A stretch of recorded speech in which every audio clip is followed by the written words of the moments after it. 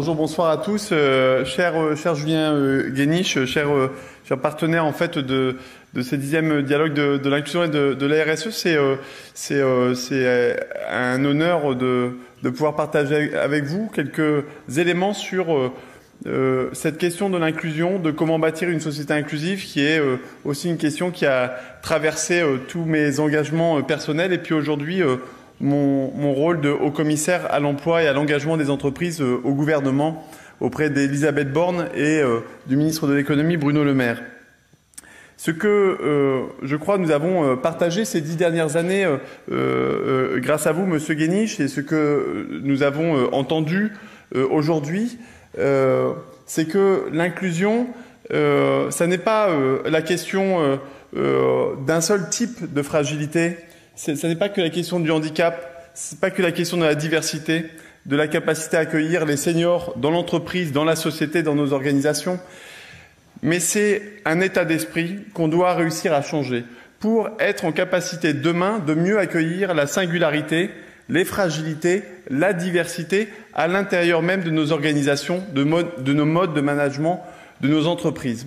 Il me semble qu'aujourd'hui, et les derniers interlocuteurs qui venaient d'autres pays d'Europe nous l'ont aussi rappelé, l'inclusion devient une nécessité, une condition probablement même pour pouvoir nous projeter dans l'avenir. Car une société qui continue de se dissocier d'un trop grand nombre de personnes, ce n'est plus faire société et elle perd le sens. Et le sens, c'est probablement l'aspiration à laquelle l'ensemble des citoyens, et on le voit bien, qui traversent l'entreprise, ce besoin de sens, eh bien ce besoin de sens, il va avec le besoin d'unité, le besoin d'être capable de conjuguer les différences des uns et des autres et de révéler les talents et les potentiels.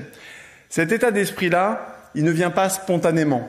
On ne peut pas dire même qu'il soit naturel. Et c'est pour cela qu'il y a un premier enjeu de réflexion, de prise de conscience, et c'est ce à quoi ces dialogues peuvent contribuer. Mais ce que nous avons voulu avec le gouvernement et ce qu'avait annoncé le président de la République, et c'était, je dois dire, une première, en juillet 2018, il avait réuni un peu plus de 100 grandes entreprises à l'Élysée en leur tenant à peu près ce discours. Nous avons la responsabilité, et ici nous sommes à Bercy, bien placés, c'est peut-être le bon endroit pour le dire. Nous avons une attention, et le gouvernement a une attention particulière à créer un écosystème le plus favorable possible à l'esprit d'entreprise, au développement de l'économie, des petites et des grandes, que ce soit dans les périodes fastes de développement et de croissance, comme celles qu'on a connues en 2017, 2018, 2019, mais aussi dans les moments les plus difficiles, où on a montré que la nation était capable d'être aux côtés des entreprises, avait besoin d'être aux côtés des entreprises pour assurer la prospérité, la solidité, les services essentiels du pays. Nous avons été présents auprès des entreprises. Mais ce qu'avait dit Emmanuel Macron, le président de la République, c'était que, en revanche, nous avons à faire face à des défis sociétaux, qui sont absolument gigantesques. Et cette question de l'inclusion, finalement, transcende toutes ces questions sociales et sociétales. Et il avait lancé un appel à ces entreprises en disant « Nous ne réussirons pas tout seuls. Nous ne pouvons pas traiter la question de l'inclusion par l'État, par les pouvoirs publics seuls. Mais c'est dans l'alliance fertile entre les pouvoirs publics, la société civile, les associations qui innovent partout sur le territoire et la mobilisation de toutes les entreprises, la prise de conscience que la question de l'inclusion, de l'engagement social et sociétal n'est pas un à côté, un plus, un supplément d'âme à l'esprit d'entreprise, mais au contraire doit être au cœur du geste entrepreneurial et de la raison d'être des entreprises. Cet appel, il l'avait fait à l'Élysée en disant « Engagez-vous et nous allons construire cette alliance avec les pouvoirs publics ». C'est ce réseau, les entreprises s'engagent, la France une chance, les entreprises s'engagent, que j'ai l'honneur, avec le gouvernement, d'animer.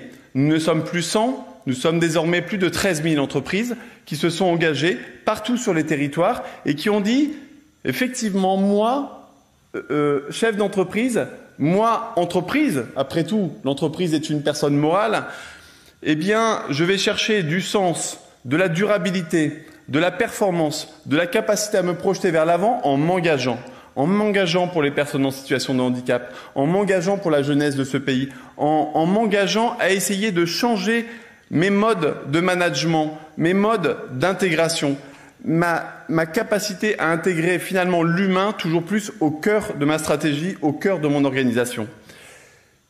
Ce mouvement-là, il a démarré et il faut l'amplifier. C'était tout le sens de ce point d'étape que nous avons réalisé le 1er mars, célébrant les 10 000 premières entreprises engagées et appelant à être 30 000 d'ici la fin de l'année. Faire nombre, faire puissance, pour qu'il y ait une transformation. C'est l'appel du président que je vous renouvelle aujourd'hui et j'invite évidemment toutes les entreprises qui nous écoutent et qui n'ont pas encore franchi le pas à rejoindre notre réseau de partenariats, de mobilisation, d'alliances fertiles entre l'État et les entreprises. J'appelle aussi celles qui sont déjà engagées à parler aux autres entreprises pour pouvoir s'engager avec nous. Car in fine, il n'y a pas une seule entreprise qui doit passer à côté de cette destinée commune que nous avons engagée avec le réseau La France Une Chance. Il faut certes faire nombre, mais l'inclusion, comme je le disais, n'est pas spontanée, ça s'apprend, ça se développe, ça se cultive au sein des entreprises. C'est pour cela que nous avons développé un certain nombre d'outils, de lieux d'apprentissage, comme le campus de l'inclusion, qui est un lieu où les dirigeants sont invités à venir, à apprendre, à comprendre ce que c'est l'inclusion, à partager avec les pairs et ensuite passer à l'action, se dire compte tenu de mon entreprise, de mon histoire, de mes enjeux, de mes priorités, qu'est-ce que je peux faire moi concrètement ici pour pouvoir faire avancer la cause de l'inclusion, pour pouvoir rendre mon entreprise plus inclusive. Être sensibilisé, prendre conscience, se former et former ses collaborateurs et ensuite passer à l'action. Je prendrai l'exemple de la jeunesse. Vous savez, j'ai aujourd'hui 2 priorités dans l'emploi. Et pourquoi? Parce que, et ça a été largement évoqué dans la journée, une crise nous invite évidemment à réfléchir, à nous poser un certain nombre de questions sur ce que nous devons faire différemment. Mais il ne faut pas oublier qu'elle touche de façon différente les plus fragiles et les jeunes, qui sont toujours les plus précaires, et les jeunes sont toujours ceux qui payent le plus lourd tribut dans les crises. Alors que, paradoxalement, ce ne sont pas les jeunes et les plus précaires qui ont été les plus responsables de ces situations. La jeunesse, nous avons décidé d'y répondre avec le gouvernement en engageant ce plan Un jeune, une solution que j'ai l'honneur et la fierté d'animer et de déployer dans tout le territoire. Un jeune, une solution, eh bien c'est typiquement l'inclusion. C'est cette capacité à se dire ne laissons aucun jeune au bord de la route. Ne regardons pas, regardons aussi celui qui va être en difficulté plutôt comme une opportunité de nous réinventer, d'aller chercher ses capacités, son potentiel et de rejoindre l'entreprise. De dire aux entreprises investissez dans la jeunesse. C'est des actions concrètes. 9 milliards d'euros sont investis actuellement pour la jeunesse. Pour l'emploi, le pacte entre les entreprises et la nation. Un jeune, une solution, c'est un pacte entre les entreprises et la nation. De leur dire, nous sommes à vos côtés à chaque fois que vous parierez sur la jeunesse, à chaque fois que vous embaucherez en apprentissage, en recrutement, en stage. Recruter des jeunes, c'est le meilleur moyen de préparer l'avenir, de rebondir et de vous réinventer. Et ce faisant, nous serons tous collectivement au rendez-vous de la jeunesse. J'ai lancé cet appel le 4 janvier. Déjà 9 000 entreprises se sont engagées et nous avons réussi à franchir la barre historique. Alors évidemment, certains de nos voisins en Allemagne ou en Suisse nous montrent le chemin de l'apprentissage. Mais nous avons franchi cette barre des 500 000 apprentis. Nous avons pu recruter plus de 1 500 000 jeunes à travers justement cette capacité à organiser le dialogue justement entre les entreprises et les pouvoirs publics. Nous le faisons dans l'emploi, nous le faisons dans la formation. Nous investissons dans la capacité des jeunes à créer leur entreprise. Nous investissons massivement dans l'accompagnement. Car notre défi, c'est de permettre à chacun, jeune ou moins jeune, et il y en a de bien trop nombreux dans ce pays, d'abord à reprendre confiance en eux. L'inclusion, c'est d'abord redonner confiance et redonner cette capacité à chacun de se regarder comme un potentiel et non comme un poids. C'est ça, un jeune, une solution.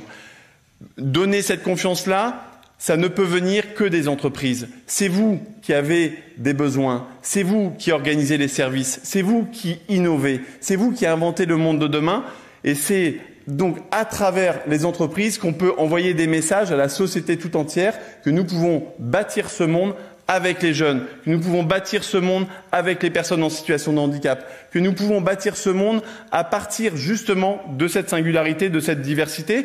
Et à partir de ce moment-là, oui, nous pourrons bâtir un monde beaucoup plus durable. Oui, nous pourrons bâtir un monde avec moins de risques. Car ne pas faire d'inclusion, c'est bâtir, c'est construire des murs, c'est construire des fractures, c'est construire des colères. Et ces colères-là, à un moment donné, on finit par les payer. La société nous a montré de façon très tangible combien, quand nous n'étions pas au rendez-vous de cette réalité de l'inclusion, elle nous le ferait payer très cher. Nous avons l'occasion, avec cette crise, de réfléchir, de penser très fort et de changer nos façons d'être, nos façons de voir les autres, de penser l'entreprise inclusive. Et c'est un fabuleux destin que de se donner, c'est un fabuleux objectif, je pense, pour une société, mais aussi pour chaque entreprise, de se dire je vais mettre du sens, je vais mettre de la fierté, parce que, in fine, j'ai été entrepreneur pendant 20 ans avant d'être commissaire, et je sais très bien que quand nous partirons à la retraite, on ne se souviendra pas du taux d'ébit ou du taux de croissance, mais on se souviendra des histoires de femmes et d'hommes qu'on aura réussi à bâtir et à permettre à travers nos histoires entrepreneuriales. C'est pour cela que vraiment je suis très reconnaissant à Julien Guéniche de nous réunir régulièrement, tous ensemble, pour nous rappeler à cette réalité, à cette sensibilité et à cet appel à passer à l'action. En tout cas, vous pouvez compter sur mon réseau, sur mon action, sur l'action du gouvernement pour être du côté de toutes les entreprises petites et grandes qui auront fait le choix de devenir plus inclusives. Merci à tous.